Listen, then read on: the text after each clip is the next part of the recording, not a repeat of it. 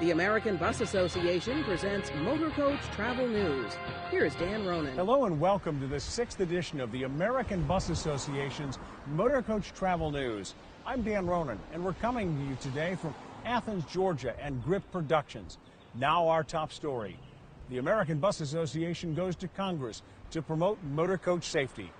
The U.S. Senate passed a transportation bill that includes several changes, especially when it comes to safety. The ABA supports a House version of the bill, which is still being considered by lawmakers. The ABA's president and CEO, Peter Pantuso, testified before the House Energy and Commerce Committee. ABA and its members believe there should be seatbelts on new motor coaches. Our public comments submitted to NHTSA on this regulation are very clear. The Senate bill also allows NHTSA to order retrofits of motor coaches that could force a complete re-engineering of the vehicle and force many small businesses out of business. Operators can comply with requirements of attaching readily available equipment, but operators are very small business people. And much like you or I, they can no more be expected to remanufacture a coach than we could re-engineer the vehicle that we purchase.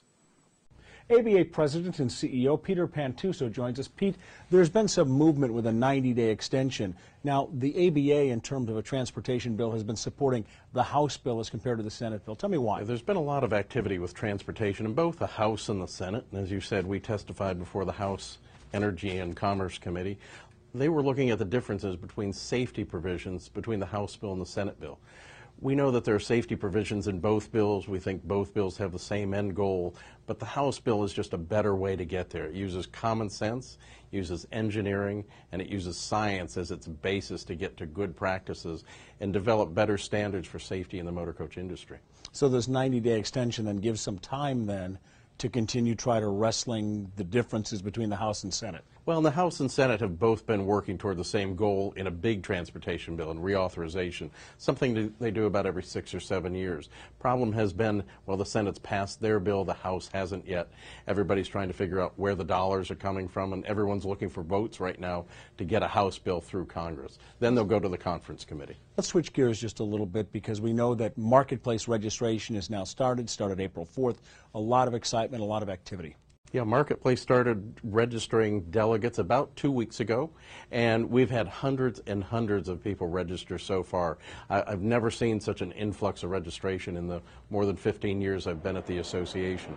Marketplace is really the show to go to. People are making a decision. Everybody can't go to both ABA and some of the other shows that exist in 2013, but right now it looks like people are making a decision, and they're making the decision to come to Marketplace. We were in Charlotte together a couple of weeks ago and had a chance to tour the downtown, saw the venue, and see a lot of things there. It appears to be a town that has had tremendous growth in the last 4 or 5 years, especially in the downtown area with the new NASCAR Hall of Fame and the basketball arena, hotels, restaurants, a lot of things going on. Yeah, it's a great city. You know, we had a Marketplace there just a few years ago, and for some individuals who think they're coming back to the same city, I can tell you they're not. It's like a brand new city. The places you mentioned, they've also got a brand new entertainment district that's been created that didn't exist when we had our last Marketplace. They've got a new arts and cultural area.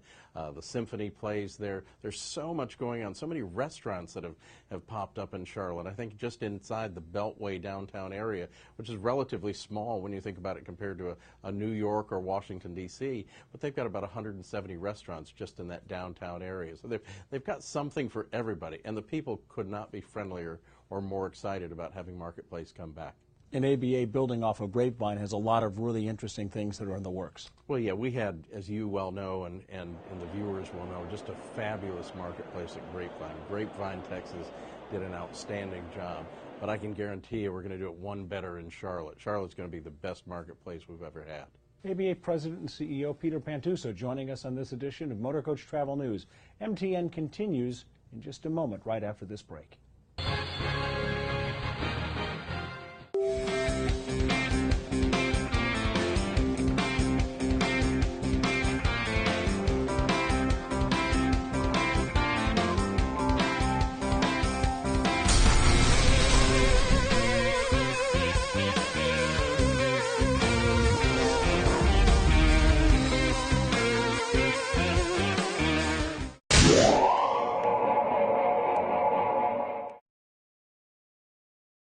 MTN coming to you from Athens, Georgia, and it's springtime. The weather's getting warmer, and in Washington, D.C., that means it's Cherry Blossom Festival time.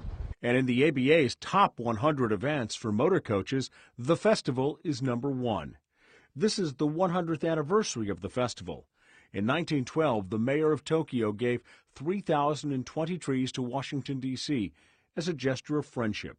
So what this festival this year will tell the story is how this first gift of trees has now become the nation's greatest springtime celebration.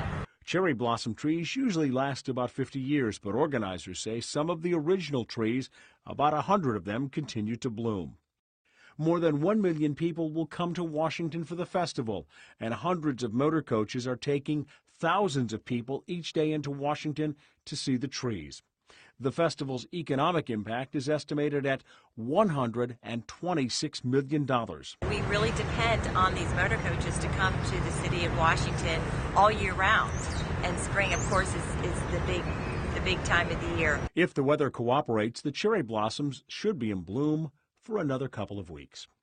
As the weather improves and people begin thinking about vacations in the coming months, millions of folks will be getting on motor coaches. And we at the ABA want to make sure that whether it's scheduled line service, charter, or tours, it's the safest bus possible. Before these high school students got on a motor coach for a week-long mission trip to Chicago, the staff at Prestonwood Baptist Church outside of Dallas did a lot of research about the motor coach company.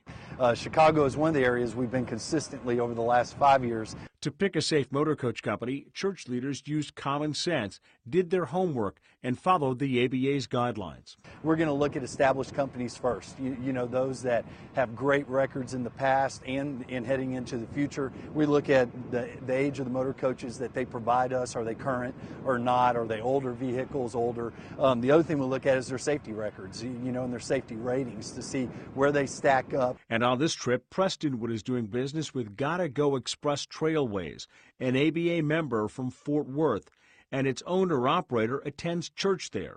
The ABA has publications and a PowerPoint to explain how to find a good motor coach operator. Call the bus company. You're the customer. Insist the company comply with the rules and regulations, or take your business elsewhere. View the company's safer scores on the FMCSA website. Ask to see the vehicle inspection documents for the motor coaches you're using. Hold a pre-trip safety briefing. Ask to see the company's MCS 90 insurance documents. Ask if they're associated with ABA. We review our membership ranks every 90 days, and companies with unsatisfactory scores are removed as members. If the trip is long and may be close to the driver's hours of service rules, insist on a relief driver. The distance from Plano, Texas to Chicago is 951 miles, about 18 hours on the road. 2 drivers will make the trip. For me, it's the driver and the destination, along with the equipment. That's the most important thing, making sure I've got the right bus going out of town with the driver that knows the market that they're going to. The ABA and FMCSA are taking comments on a proposed change in the way motor coach safety scores are evaluated and scored. FMCSA says companies can preview the changes to see how the improvements would impact their individual SMS scores. And the changes are intended to more effectively identify and prioritize high-risk and unsafe carriers for enforcement interventions. Comments must be received before May 29th. There's more information on our website at buses.org or contact the ABA's Norm Littler at nlittler@buses.org. From the University of Georgia campus in Athens, Georgia, Motorcoach Travel News, MTN, continues in just a moment. Crazy Dave here. While I may be crazy most of the time, here at Mobile View we are serious about safety. While driver cell phone usage and texting is a rising problem, it is not here at DC Trails. With our real-time driver surveillance, drivers' habits can be remotely monitored to assure safe driving. Here at DC Trails, Mobile View ensures that safe driving is recorded and rewarded. Be safe, be secure, be in view. Mobile View. Now an update from Branson, Missouri. The region is recovering from the recent tornadoes earlier this year at a very brisk pace. That part of Missouri annually has about 8 million visitors. It's the third best destination for group travel. With that success in mind, Branson officials say they're always looking to improve the many established attractions and develop new ones. We know that once we get people to Branson, they're going to come back 80% of the time. So we have a very high repeat rate. But our challenge is getting that first-time visitor there. Branson has a lot going for it. One of the downsides is that if you've never been there before, you have perhaps a misconception or misperception about what Branson is all about. People don't understand the diversity that we have there. We got beautiful lakes and golf courses. We have lots of outdoor activities.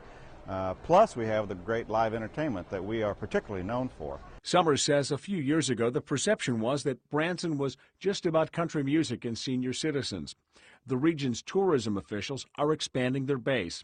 April marks the 100th anniversary of the sinking of the Titanic. The museum is expected to be very busy. Branson has many established stars and venues, and the region has a wholesome, G-rated reputation, so it's building on that. And in the last several years, leaders say they found another way to market the region, using tourism as an attraction to bring together old and new families. We're a big reunion location. We get family reunions, we get military reunions, we get high school and college reunions. Any kind of reunion you can think of, we've become that destination. Summers says his staff now has 2 people specifically designated to reunion planning. And that's our broadcast today, coming to you from Athens, Georgia.